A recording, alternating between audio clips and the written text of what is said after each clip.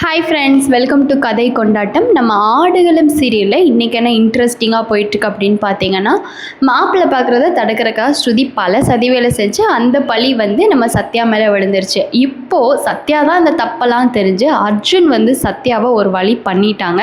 அதுதான் இந்த வீடியோவில் நம்ம பார்க்க போகிறோம். ஆனால் சத்யா அர்ஜுன் கிட்ட எவ்வளோ தான் நான் பண்ணலைன்னு சொல்லிட்டு தன்னை நிரூபிக்க போராடினாலும் அது சத்யானால் போராட்டத்தில் ஜெயிக்க முடியாமலே போயிட்டுருக்கு.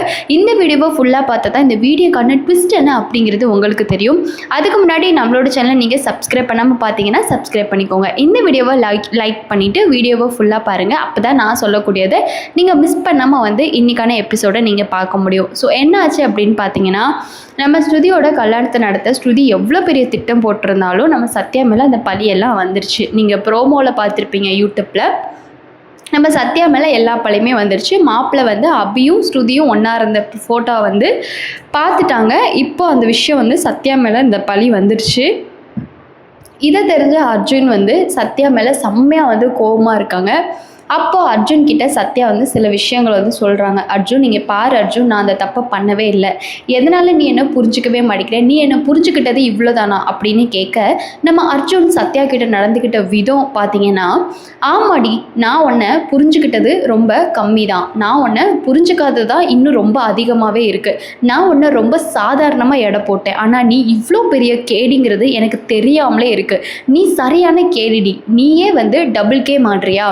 இந்த கல்யாணத்தை நடத்துன்னு என்கிட்ட சவால் விட்டுட்டு இப்போ அதை நடத்த விடாமலோ அதை தடுக்கிறதுக்காக நீ எவ்வளோ பெரிய கேவலமான சதி திட்டம்லாம் போடுறேன்னு எனக்கு தெரியாமலா இருக்குது. ஒன்றை போயிட்டு உன்னோட சேலஞ்சை நம்பி நான் இதுக்குள்ளே இறங்கினேன் பாரு, என்ன செருப்பால் அடிக்கணும் அப்படின்னு சொல்லிட்டு சத்யாவை அர்ஜுன் செம்மையாக திட்டுறாங்க. உடனே சத்யா ஏன் அர்ஜுன் சொல்கிறது புரிஞ்சுக்கோடா, நான் அந்த தப்பு பண்ணவே இல்லைடா, இந்த ஒரு விஷயத்துலையாச்சும் என்னை நம்புடா, நான் பண்ணலைடா, இந்த கல்யாணத்தை தடுக்க அவங்கெல்லாம் முயற்சி பண்ணுவாங்கன்னு நான் தான் உங்ககிட்ட சொன்னல, அதுதான் இன்றைக்கி நடந்துச்சு. ஏன்டா அர்ஜுன் நீ புரிஞ்சிக்கவே மாட்டேங்கிற அப்படின்னு சொல்ல, நம்ம அர்ஜுன், ஆஹா, நீ சொல்கிறத என்னால் காது கொடுத்து கூட கேட்க முடியாது.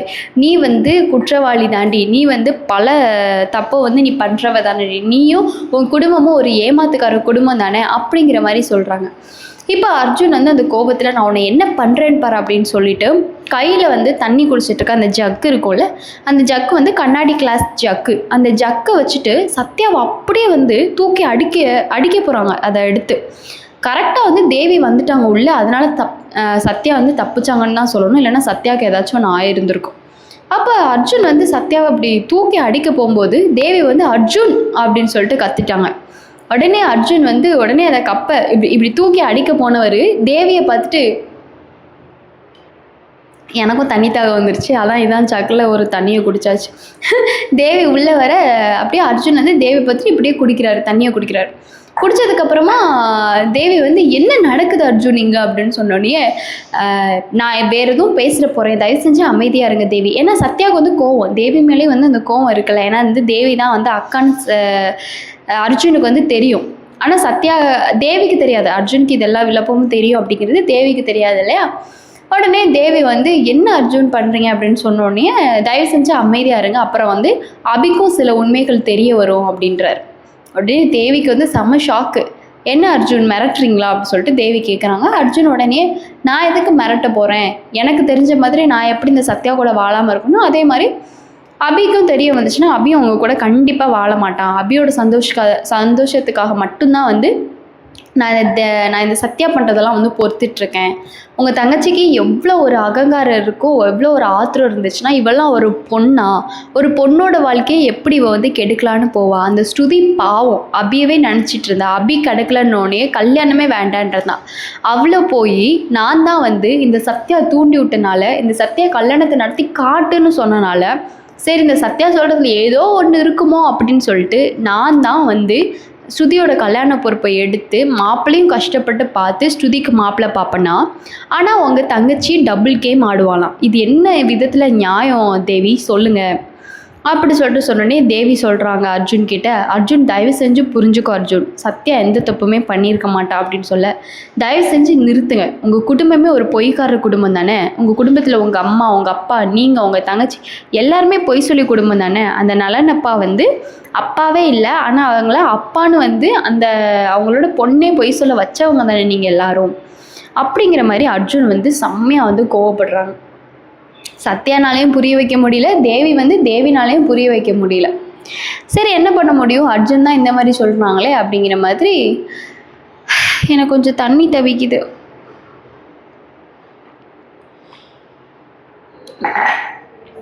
ரெண்டு பேருமே புரிய வைக்க முடியாமல் அடிச்சுக்கிட்டு நாடுறாங்க. அர்ஜுன் நான் நம்பவே மாட்டேன், நீங்கள் மொத்த குடும்பமே பொய்க்கார குடும்பம் தான் அப்படிங்கிற மாதிரி சொல்கிறாங்க. நம்ம சத்யாவை நீங்கள் பிடிக்கும்னு நினச்சிங்கன்னா சத்யா சூப்பர்னு சொல்லிட்டு கமெண்ட் பண்ணுங்கள். இப்போ தான் தேவியும் சத்யாவும் ரெண்டு பேருமே அக்கா தங்கச்சியும் ஒன்று சேர்ந்துருக்காங்க. இது உங்களுக்கு பிடிக்கும்னு நினச்சிங்கன்னா சூப்பர்னு சொல்லிட்டு கமெண்ட்டை தட்டி விடுங்க. என்னாச்சு அப்படின்னா அர்ஜுன் எவ்வளவோ சொல்லி வந்து கேட்கவே இல்லை, அர்ஜுன் நம்பவும் இல்லை.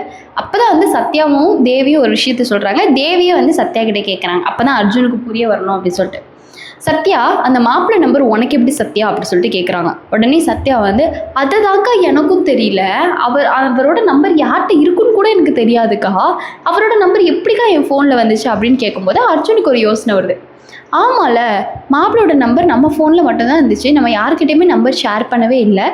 காலையில் கூட ஸ்ருதியோட அப்பா தான் நம்பர் வாங்கிட்டு வந்தார், சத்யாவுக்கும் இந்த நம்பர் தெரியாதே, அப்புறம் எப்படி சத்யாவோட ஃபோனில் வந்து இப்படி ஆச்சு அப்படிங்கிற மாதிரி அர்ஜுனுக்கு அப்போ தான் யோசனை வருது. அப்போ தான் நம்மளுக்கே தோணுச்சு, அட மரமண்டை இப்பயாச்சும் புரிஞ்சுக்கிட்டேடா, அடே மரமண்டை எப்போ பார்த்தாலும் வந்து செல்வநாயே நம்பிக்கிட்டு குடும்பத்தையே நம்பிக்கிட்டு சுற்றிக்கிட்டு இருக்கே, சத்யா உன் பொண்டாட்டிடா, பொண்டாட்டி நம்புடா, பொண்டாட்டி பேச்சு கேட்குறவன் தாண்டா ஊரில் நல்லா வருவான் அப்படிங்கிற மாதிரி நமக்கே இருக்கும்.